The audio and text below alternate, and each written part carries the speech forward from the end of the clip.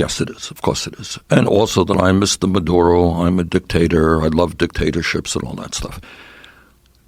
And the truth is, Joe, that if you look at the issues that I campaign on and what I believe on, they are really not terribly radical. They exist in many countries all over the world. For example, we can start on healthcare if you'd like. Is the idea that healthcare is a human right, not a privilege, a radical idea? It's not. And the truth is, we are the only major country on earth. Many people don't know this. We're the only major country on earth not to guarantee healthcare to all people as a human right. And yet we end up spending almost twice as much per capita on healthcare.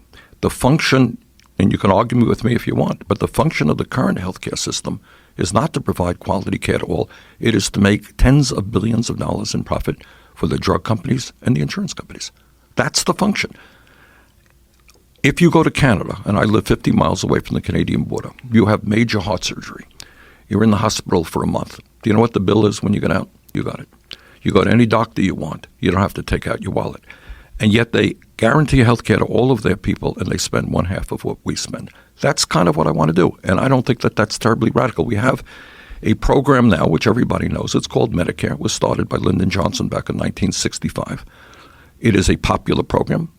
All that I want to do over a 4-year period is to expand it. Today, eligibility age is 65. I want to take it down to 55, 45, 35, everybody over a 4-year period. That's about it. And I want to expand benefits to include dental care, hearing aids, and eyeglasses as well. That's about it. Not too radical. Half per capita. Exactly, per capita. And the quality of care is as good or better. Do they have problems? Yeah, they have problems. Everybody has problems. But overall, the healthcare experts will tell you the quality of care there is as good or better than it is in our country. Okay, I'll tell you exactly what the hurdle is. The hurdle is exactly the same thing as in every other aspect of our lives.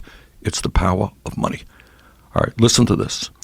Over the last 20 years, the drug companies alone have spent $4.5 billion in 20 years on lobbying and campaign contributions. That's what we're up against. The knowledge, and I mark my words, within a short period of time, you will see TV ads in California, all over this country, demonizing Bernie Sanders. He wants to do this terrible thing to you. He wants to do that. They have unbelievable amounts of money, and politicians are frightened of that power. I'll give you one example. Back in 2016, I got involved here in a little way with an effort on the part of the nurses to control the cost of prescription drugs in California. You may recall that effort.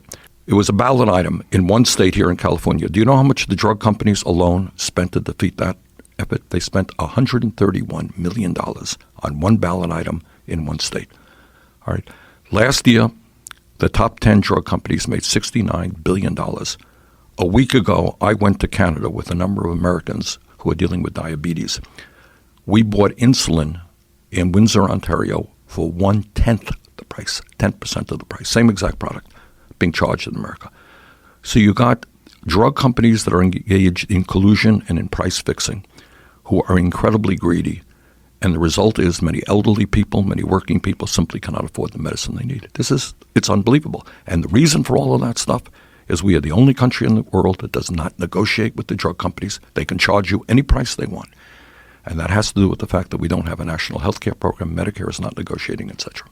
Well, I want you to think back, Joe. In 1965, you had Lyndon Johnson as president. And by the way, this idea of national health care, this has been talked about literally since Teddy Roosevelt. This is not a new concept. Healthcare is a human right. That's what Teddy Roosevelt was talking about. That's what FDR was talking about. Harry Truman was talking about it. Kennedy was talking about it. Kennedy got killed. Lyndon Johnson picked up the mantle. And their idea was, according to people in their administration, we'll start with the elderly who are most impacted by healthcare costs and sickness. We'll start, and they did. In 1965, without the technology we have today, they implemented Medicare. 19 million people, elderly people, signed up in the first year. So if you could start a brand new program and have 19 million people sign up with a technology that is way, way behind where we are today, why can't we, over a 4-year period, simply expand that program? I don't think it's such a difficult operation. No, of course not. And the reason, in Canada, what you have is you have a